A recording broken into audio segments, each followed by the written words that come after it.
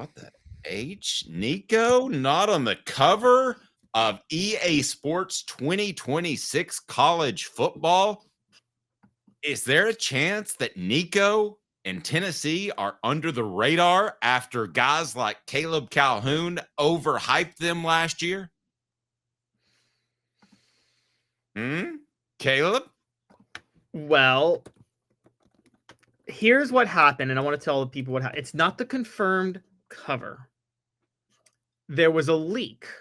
Someone got a hold of the cover, and it revealed the cover of the deluxe version of EA Sports College Football 2026. And to be clear, they don't do just one cover anymore. They do a cajillion covers.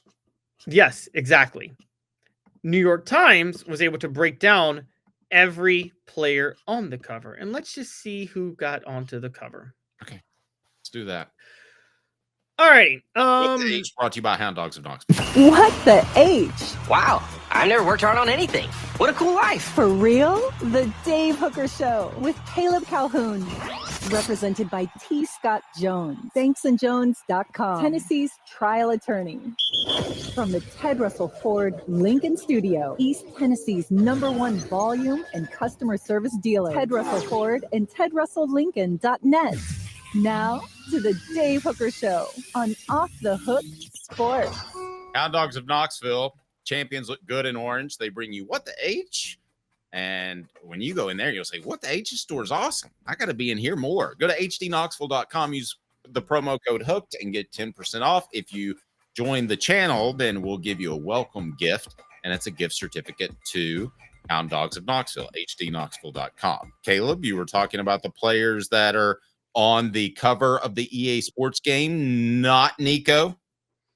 Yes. So let's just go through it for a minute.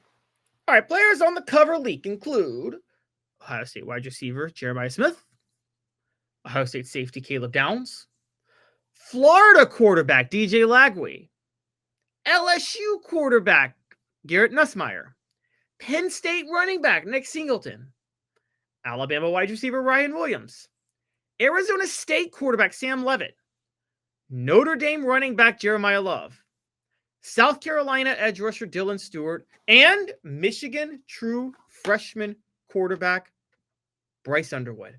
Nico, I'll go on record right now. Nico is better than Lagway and Nussmeier. That's hot. Wow, you got him over Nussmeier too. Yeah, I mean he's better. Just I look agree. at him. He was a little uncertain in the first half of the season because of his lack of protection with Tennessee's issues at offensive tackle. But I think this is a good thing. I think you want to be overlooked. I think you want to fly under the radar. Everybody knew that Tennessee was coming last year. They didn't, and 2023 as well. They didn't want to get embarrassed like 2022. So those that could stop them did with too much regularity. I think you're right. And I think that there's another layer to this. The coaches on the cover were Ryan Day, Kirby Smart, James Franklin, Kenny Dillingham at Arizona State, and Lane Kiffin. So no Heupel on the cover, no Nico on the cover. I agree. I think last year, tell me if I'm wrong on this, Dave. When Heupel was like at SEC Media Days and you covered it, he's like, this is the best roster I've had since I've been here. He was really trying to sell the national title. Did it feel a little bit like, and I'm going to give you a weird example that I don't know if you remember, but you might. You were covering the team. The 2005 team, the Rick Clausen, Eric Ainge debacle. Do you remember how much Philip Fulmer was promoting that team nationally in the offseason to try to get them? Like, basically what had happened was Auburn went undefeated the year before and got left out, and Fulmer was worried that would happen to Tennessee. So he spent half the offseason just doing every national radio interview. He had the ESPN media come down to cover a team practice, just open practice one day, just for national TV. Okay. And Dave's story, you ready for this? Yes. Okay. When ESPN came down and covered that practice, I got mad because I said, you can't broadcast from practice. So I said, if they can, I can. So I called the radio station and started giving live updates of Tennessee's practice. And Bud Ford came after me, former sports information director, and you could hear him on the radio. No practice reports in practice. No. And he's cursing and going crazy. But I was like, if they can do it, why can't I do it? So I did. I love that. That's kind of awesome. And you should be like, why would they make concessions for ESPN and not for local media? And that's hilarious that happened. So you remember it. You remember Fulmer going out of his way to promote Tennessee. I didn't until you mentioned that. I do remember that because it was goofy. I don't know anybody. You'd have to really be a hardcore Tennessee fan to watch that. Yeah, Fulmer was doing all that on purpose, and he admitted later he was worried about what happened to Auburn, but then his team went 5-6, so there was never going to be a debate. You've talked about them pushing Peyton Manning for the Heisman in '97. Now, Peyton Manning lived up to the expectations, just the promotion hurt his award chances, but it wasn't like he melted beneath the pressure. Do you think Heupel did a little bit of what I'm talking about last year with this? Really trying to push Nico and push everybody into the forefront for Tennessee rather than just trying to win to put him in the forefront? I don't think that's his style, but I'm going to say no. I mean, I see where you're going with that.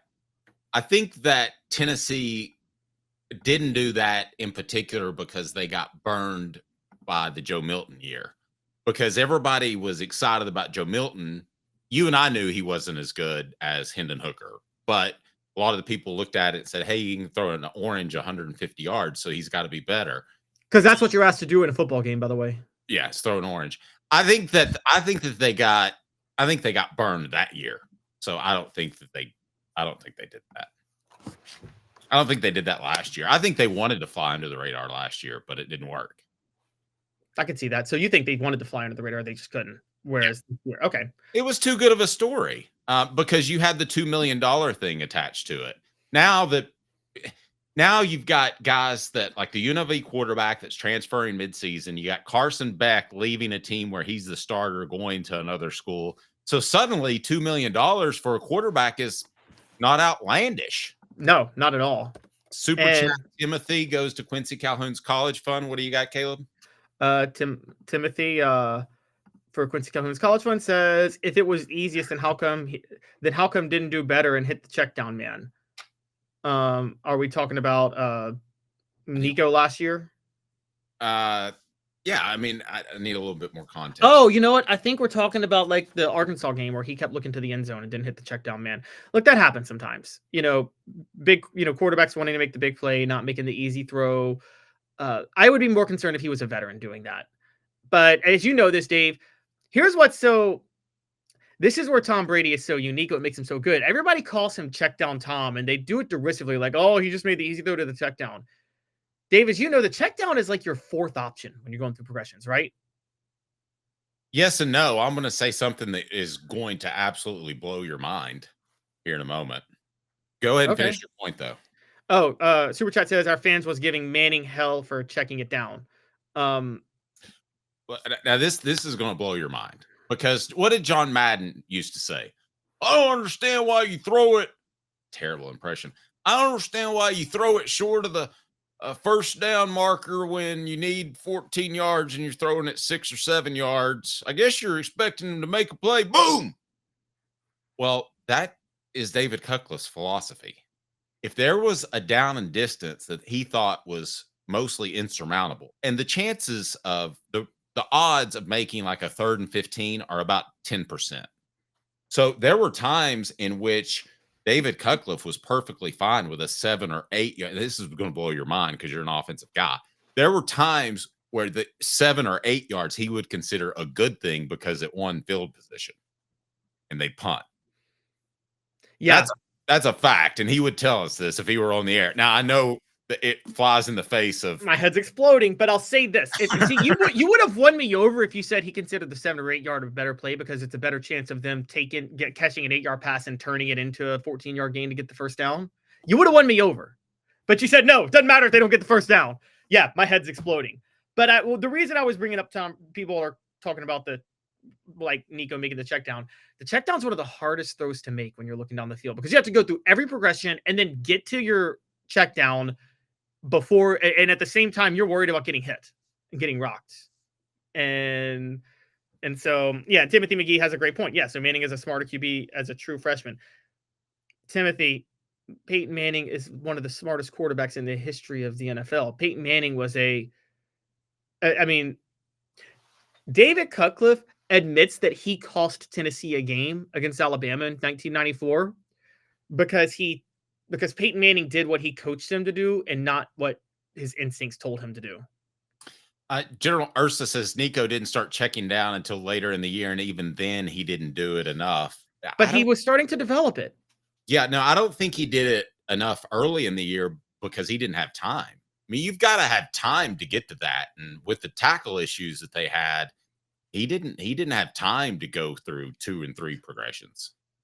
I agree. No, now it should have been like they maybe should have done the offense that Nick Saban did with Jalen Hurts and what Philly does with Jalen Hurts, which is except for the running part. But what do they do with Jalen Hurts? First read, check down, then run. Right? That is literally the offense with Jalen Hurts, isn't it? First read, check down, then run. Yep. And maybe make the check down your second option. But yeah, no, I mean, the thing about Peyton Manning, the reason Peyton Manning could do it is Peyton Manning could anticipate what the coverage was going to be before he snapped the ball. So he knew who was going to be open. So he would know to go to his check down quickly. There's like maybe 3 quarterbacks ever that can do that. Yep. And so that is very unique. He had instincts that no one else had or ever will have. Nico's not going to have that. So he's going to have to develop a level of patience to go through his progressions. And you're right, getting time. The reason I'm talking about Heupel promoting him is Heupel, I think, wanted the beautiful throw, the great throw down the field and all of that, and then went to 12 personnel and running the ball. In terms of Nico flying under the radar this year, no, getting back to the cover, I do. I think this is a good thing for Tennessee. I do. I think it's a great thing. And we'll just give you a quick history lesson on this.